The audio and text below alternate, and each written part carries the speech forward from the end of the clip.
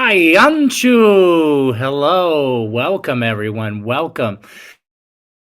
Welcome to this episode of the Chronic Wellness Livestream Podcast. I'm your host, Don Antonio Corianti. I want to welcome you all here. Welcome, welcome, welcome. Monday is my normal day for the podcast, but yesterday I had some emergency bookings. I had a client emergency book healing session. They were having a really hard time and they needed some help. So I had to be there for that. And then after that, we went on a field trip yesterday. We went down to Columbus, Ohio to visit a place called Otherworld. And if you never heard of that, check that out. If you're in the area and want to go on a little trip, head on down there. It's a really awesome place. I'm not going to sit here and explain it all to you. You can just check that out for yourself. Again, it's called Otherworld, and it's in Columbus, Ohio. And we did that. We were celebrating Mary's birthday. Mary just turned 44, which is, you add those numbers together, it's 8. And anyone that knows me knows that's how I like to celebrate birthdays. I like to take our numbers of our age and add those together, and that's our age. So I just turned 48, so I'm 12. And at that rate, you'll never be older than 18. Isn't that cool?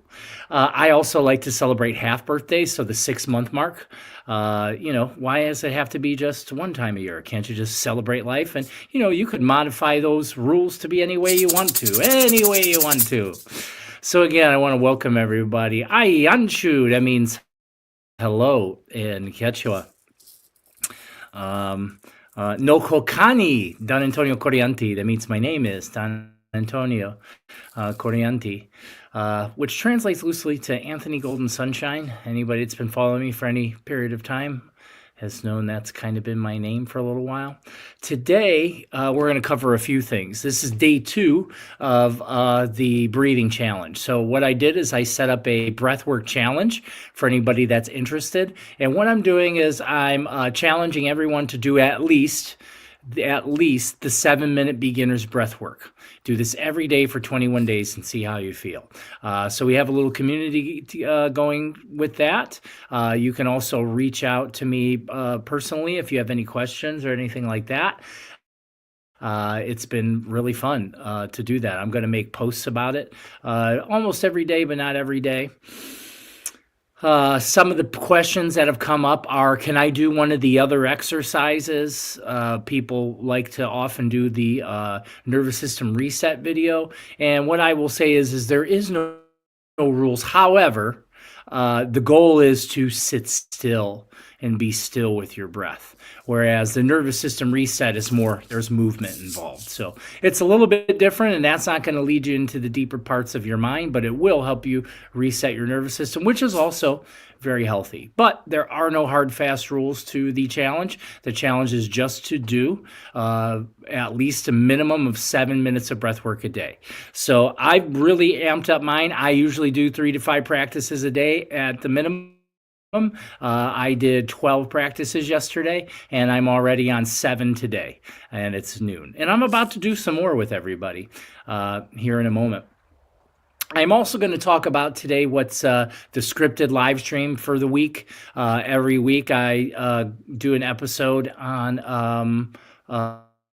a theme, and the theme for the last 3 weeks, this is week 3, has been essentially about nervous system regulation and stress management, which are 2 really important things for all human beings who are just trying to be better. If you're trying to improve, if you're trying to improve your health, if you're trying to improve your life, if you're just trying to make general improvements in your reality.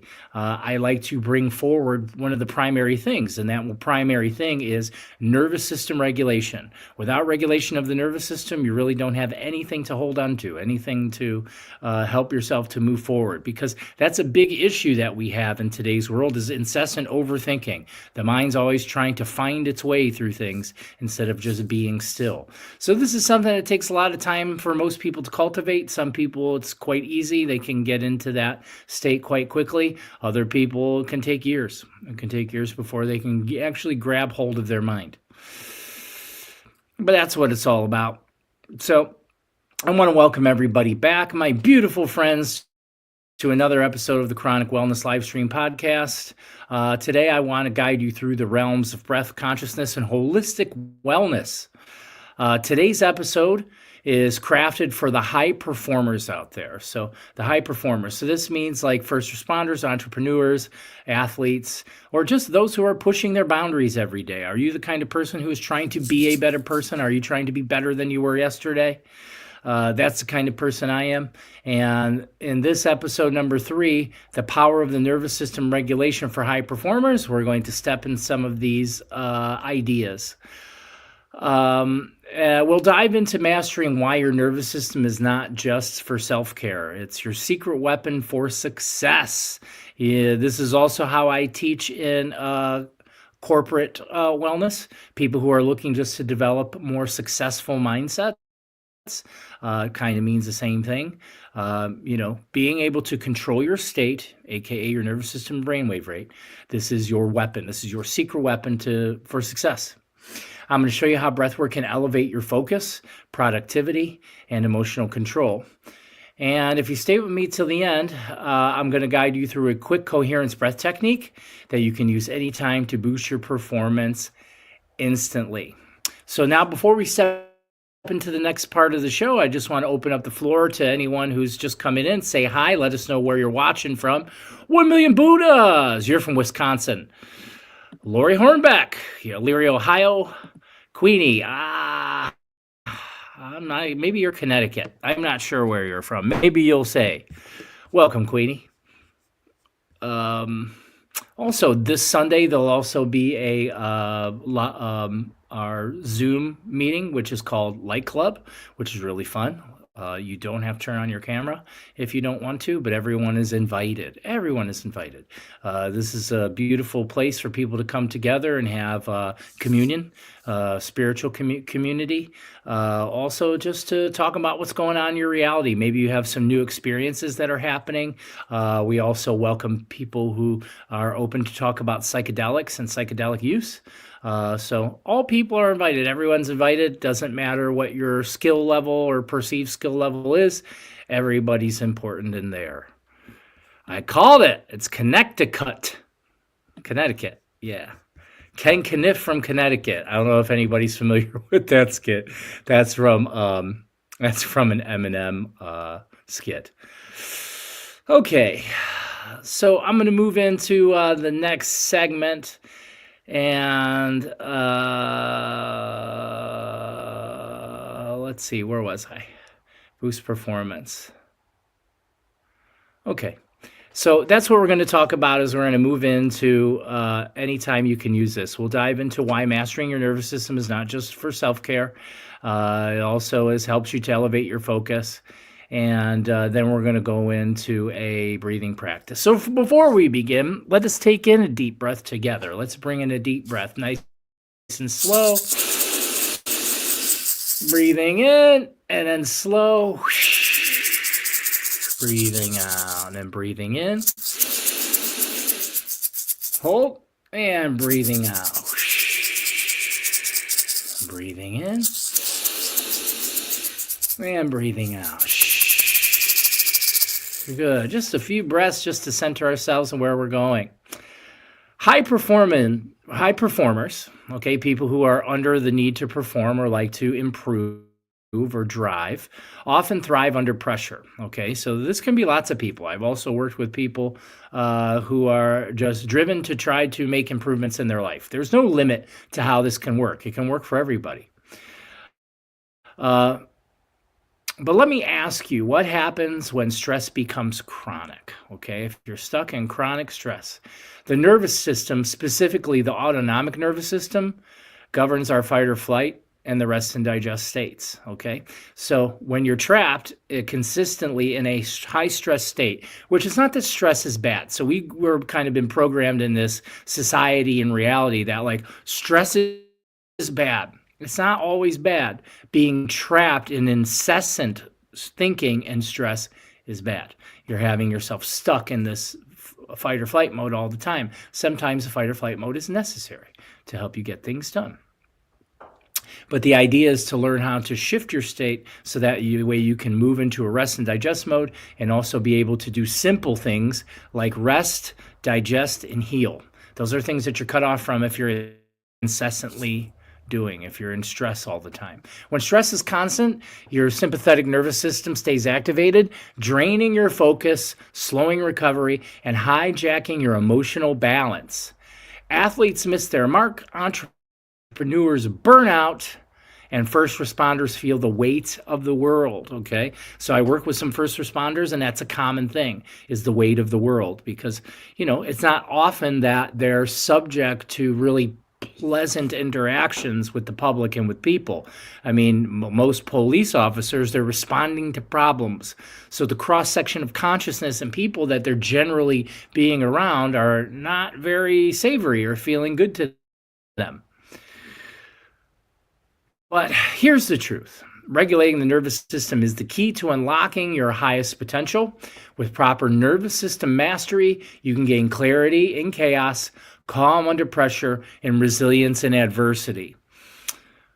And that kind of ends that segment. But like what I'll point out to is even like, say, Navy SEALs, fighter pilots, things like that, they're taught also these things that I teach you in ways of controlling the nervous system, ways in regulating the nervous system. So we're going to move here into segment 2.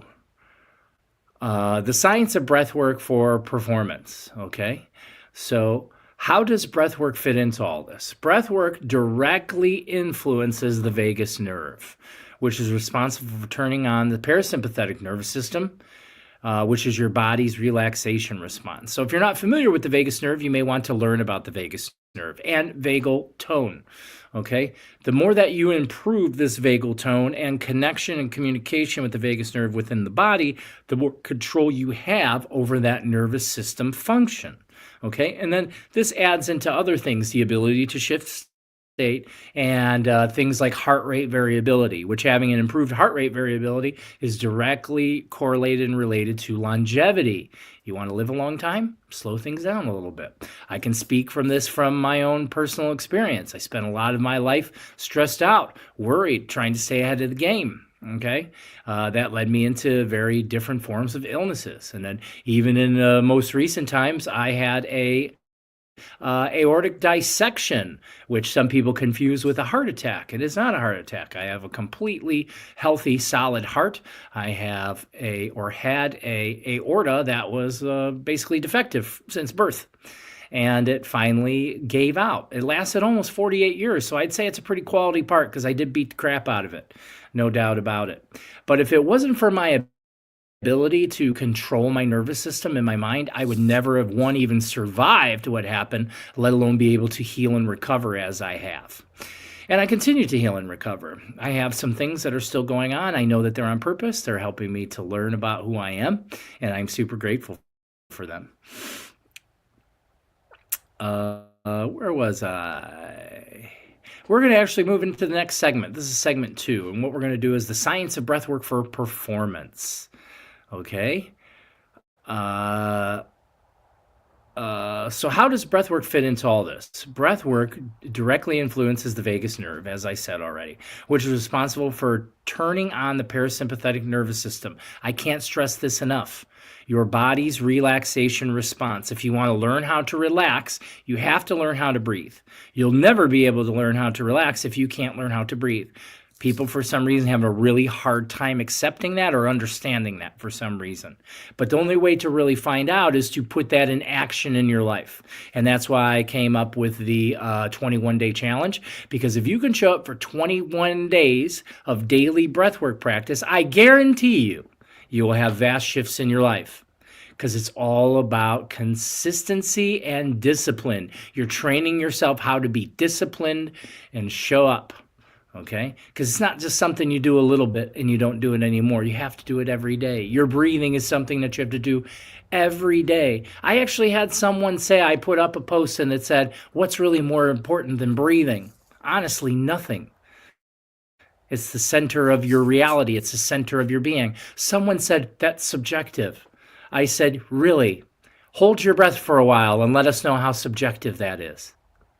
Stop breathing for a little bit and then let us know how that works out for you and how subjective that is. It's not subjective at all. It's a fact of being. It's one of the few facts of being. You have to breathe, and how you breathe has everything to do with how you perceive reality.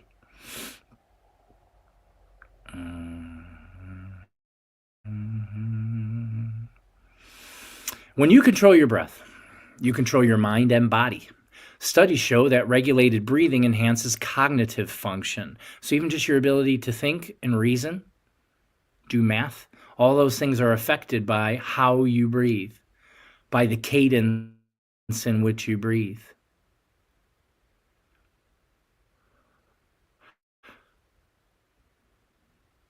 So besides cognitive function, it also reduces cortisol levels, which is your stress hormone, and improves heart rate variability. HRV, I mentioned this already a few moments ago. Heart rate variability is an essential marker of your nervous system flexibility and overall health.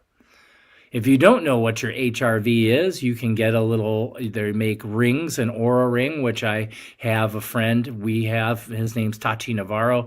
He uses one of these rings, and he's actually registered deep sleep during breathwork meditations. His body goes into a deeper form of rest than he does when he sleeps. He can prove this now scientifically. Okay. There's also watches. There's some other things that can measure your heart rate variability. Pretty much the higher the number, the better. The more variability you have available to you. So for first responders, this could mean making clear decisions during high-stress calls. For entrepreneurs, it means staying calm and focused in high-stakes meetings. And for athletes, it means maintaining composure under competitive pressure. So what I want you to do is take a moment. If you could control your nervous system at will, how could that improve or affect your life? If you could just simply shift your state when you need to, when you're feeling heavy, when you're having a hard time, when you're trying to process the information, the data of life, how could that help you? Imagine that for a moment. Your imagination is one of the most powerful tools you'll have in your time here. Moving on into segment 3, how stress hijacks decision-making and how to counteract it.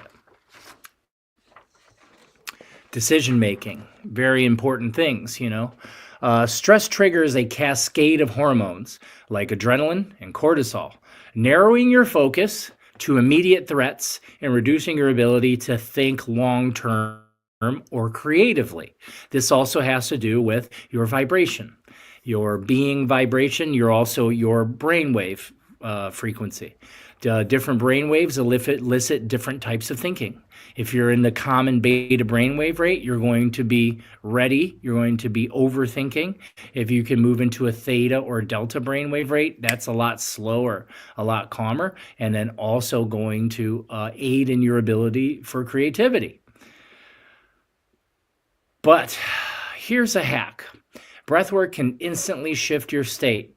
A simple breathing technique can take you from overwhelmed to centered in under 2 minutes. And you know what? That improves as you continue to work with it. I personally can get myself straightened out if I'm having a hard time in as little as 3 breaths. And they don't have to be really telegraphed or dramatic. They don't have to be...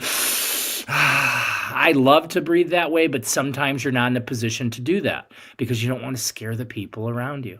So it's just becoming aware of your breath and elongating. No one needs to know. You don't have to tell anybody. Your spouse is yelling at you or having a hard time with the day. Your children are acting up. Something's going wrong at work. You have the ability to take control of your state by slowing down your breathing. So you can imagine being in a high pressure situation and knowing that you have the tools to reset your mind instantly. This is not just a theory. This is practical magic. All right. This is a form of magic. I can't tell you there's a more powerful one. I'm a shamanic priest, and I've been working with spirit and working with magic and working with healing for years now. And what I can tell you is still Even though I continue to study and I continue to learn more and more and more about the nervous system and more and more and more about the human body and more and more and more about healing in the mind and the spirit, I assure you, there still is not one thing, not one single thing available more powerful than you mastering your breath. Period. Period. So now I want to guide you. Okay, I'm going to take you through a coherence breath technique that you can use anytime to enhance performance. Before I begin into that, I'm going to open the floor because interaction is key. I would like you to share any ideas, feelings, experiences, anything you would like to just share with the group. We would like to hear from you. I'd like to hear from you before we move into the final segment of today's teaching. Queenie says, I'm doing my 5K training listening to you today. I don't know what 5K training is. Maybe that's a marathon. That's what I typically know as 5K, is marathon. But that's good. If you're going to go into a marathon, there you go. We'll talk about breathing. Breathing's super important when you're training for any sort of physical resilience activity. Learning how to breathe in and out through your nose, especially when running. When I train people running, I train them a really specific style of breathing, the double in, double out. And it kind of goes with your strides, your steps, chop, chop, chop, chop, your feet, pup, pup, pup, pup. So as your feet are going, sniff, sniff, out, out. So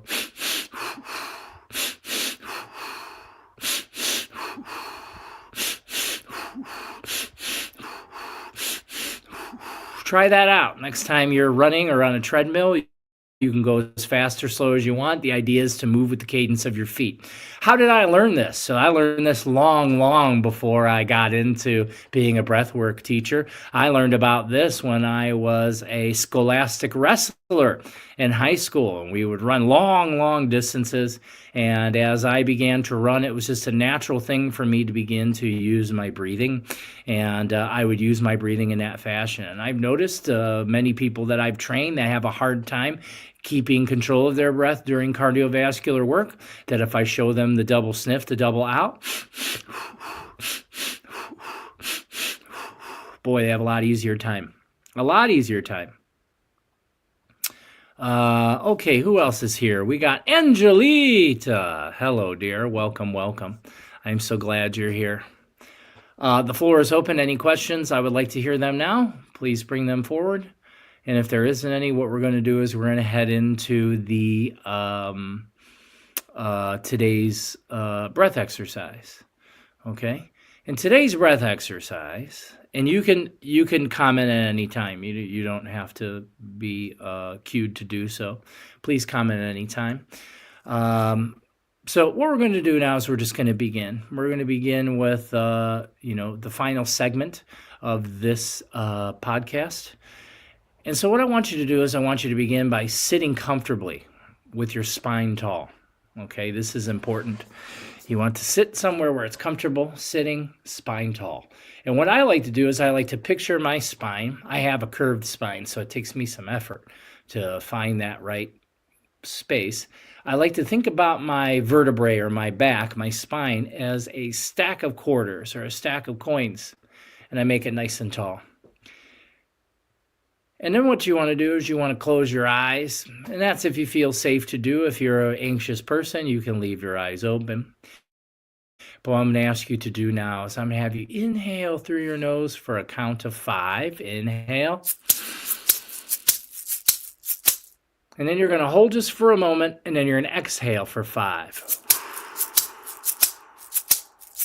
In. Pause. Out. In. Out. In.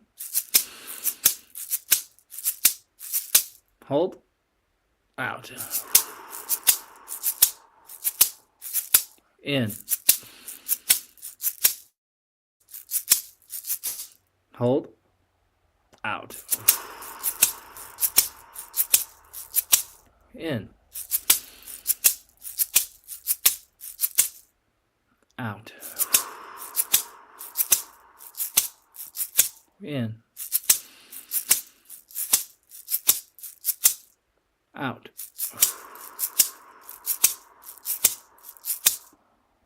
in,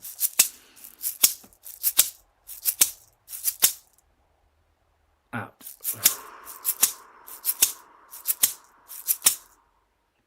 in,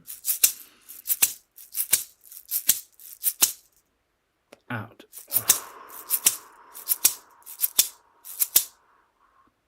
in, out, in,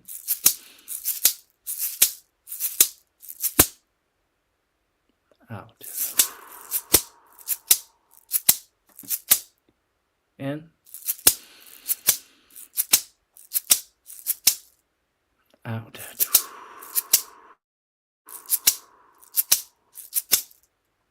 in,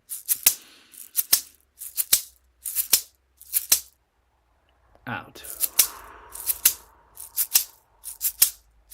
3 more. In, out. 2 more. In, out. Last one. Hold at the top. Breathe in. Hold your breath.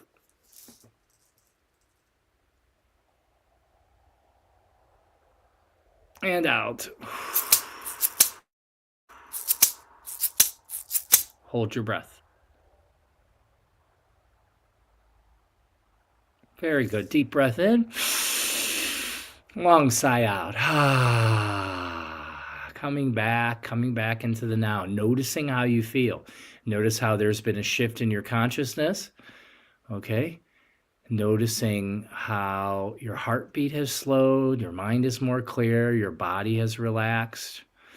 This is a coherent state where your heart, your mind, and body are in harmony. So see how powerful that was in just a few minutes? Imagine how powerful it can be if you spend more time, or if you're in a personal private session with me. How deep can we go? Very deep. I hope you enjoyed the feeling of that shift. I certainly do. Imagine the power of integrating this into your daily routine.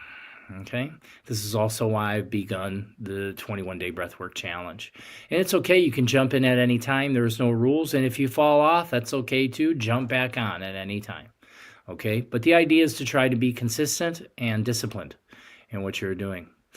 If you are ready to take your performance to the next level, I'm offering one-on-one performance optimization sessions designed for professionals like you, whether you're a first responder, an entrepreneur, or an athlete, or just what you consider the average Joe, just trying to improve your life or find a balance in your life, trying to take control of your nervous system. Together, we can build a personalized toolkit to help you regulate your nervous system, manage stress, and optimize your focus. I have a lot of experience in this field. I've worked with lots of people all over the world, and I'm happy to help you. So you can reach out to me directly. You can find me through Linktree, Chronic Wellness Tech at Linktree. That link is also on my Facebook page. You can message me directly through YouTube. You can message me directly through Facebook Messenger. There's lots of ways to get a hold of me. If you want to make some sort of change in your life, I'm here to help you with that. I love to help people, and that's why I'm here to do what I do. So you can do that. Go on. What I can do is I can give you a link to the Linktree if you need that. Now you can schedule your session, and we can unlock your full potential. I want to thank you all for joining me today. And remember, your breath is power. It's lots of power. And I want you to stay grounded and stay present and keep breathing deeply every day. Munai Sanko to you all, and that means love of the heart. The floor is open now for anyone that has any questions, comments, concerns, or anything they want to share before I fade out of here.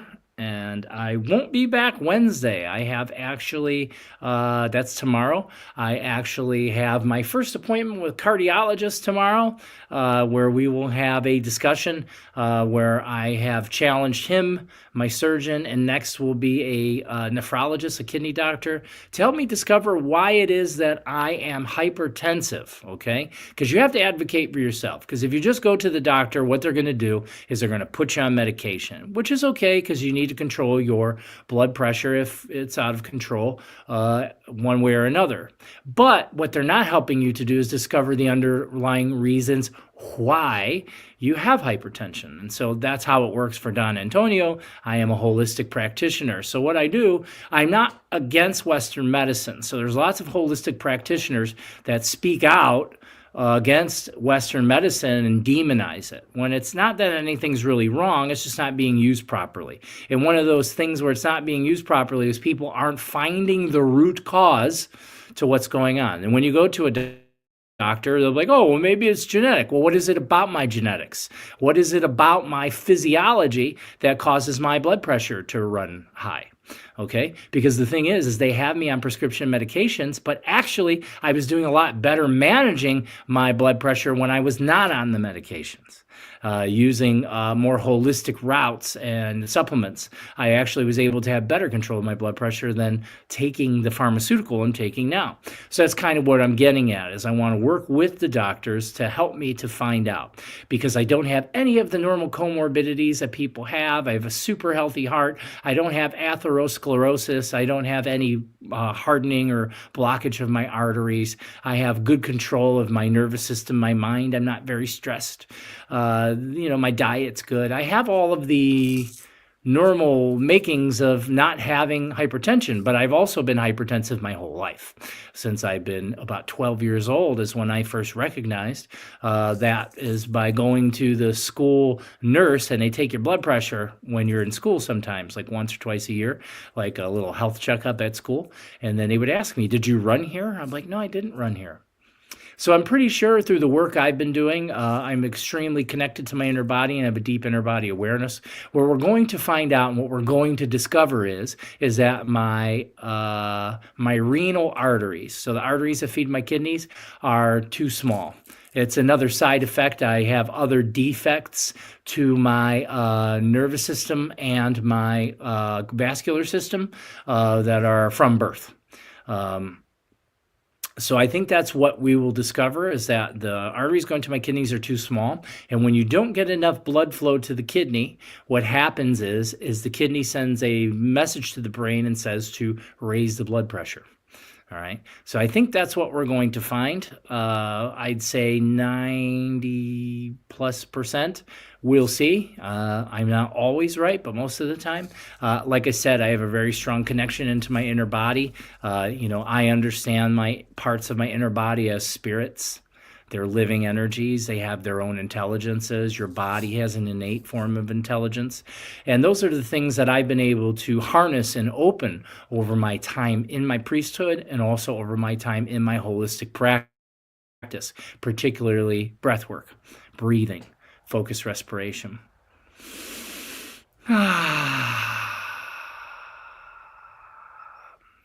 Any questions, comments, or concerns? The floor is open.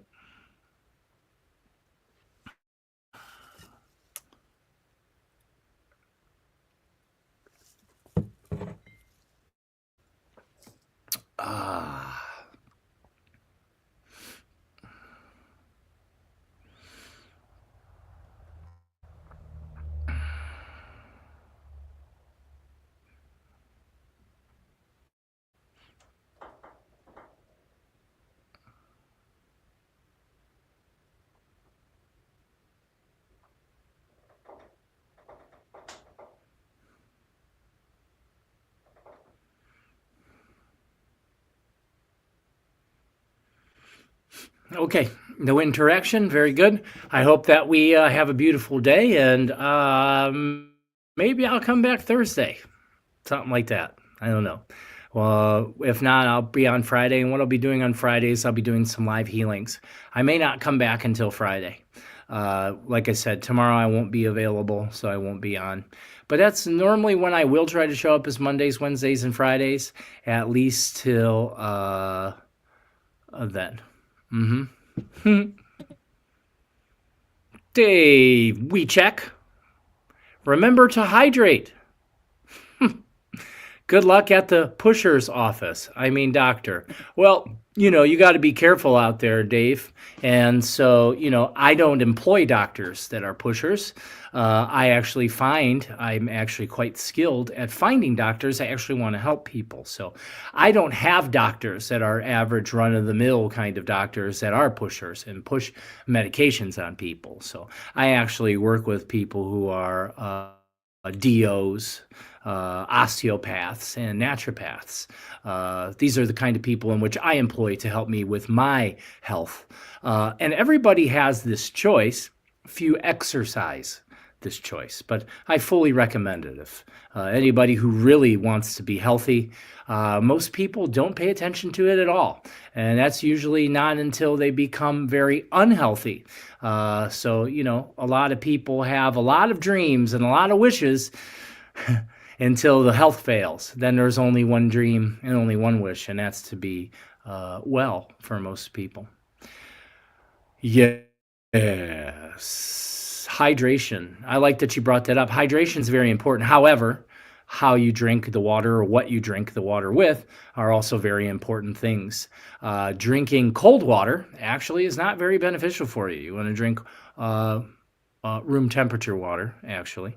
You want to drink water. Also, you don't want to drink straight tap water. It's fluoridated and also has a lot of other stuff in it you don't want. So at the minimum, you would want to charcoal filter your tap water before you drink it. But in an optimal setting, you would want to drink spring water. You'd want to get a hold of good spring water and ingest that. Also, the vessel in which you drink out of. I see plenty of people drinking out of, the plastic throwaway bottles. These are filled with microplastics and other chemicals that are endocrine disruptors, which lead to illness. Most people are really unaware of that. Also, I've seen people using plastic type reusable water jugs and bottles. I would totally recommend against that. Best would be a glass vessel. Next best would probably be stainless steel. So hydration is really important. I'm glad you brought that up. Something I studied a lot about, and I still do. There's a lot of information that's available about hydration and water. Very few people have studied that. All right, I want to thank you so much. I hope you have a beautiful day. Media assets. That's a chronic wellness intro, outro. I just love this. I love the music. I love the picture. And I love you all. I hope that you have a beautiful day and a beautiful rest of your week. And I'll probably be back on Friday. If not, maybe I'll sneak in some other time. Again, if you'd like to join Sunday's group, there's our beautiful sessions. If they're free, donations are accepted. Even now, I do need donations. If you can make a donation, that would be very helpful. Even if it's $5, $2, that matters. That goes a long way. I'm still minorly disabled on my right side and unable to return to normal, full-fledged work. I am doing work as a shamanic priest and a healer and a coach. However, as usual, most of that work is for free. I'm helping people all over the world, regardless of income. The people that need my help the most are people that are in a financial crisis. So they're unable to make, in the current moment, financial reciprocity.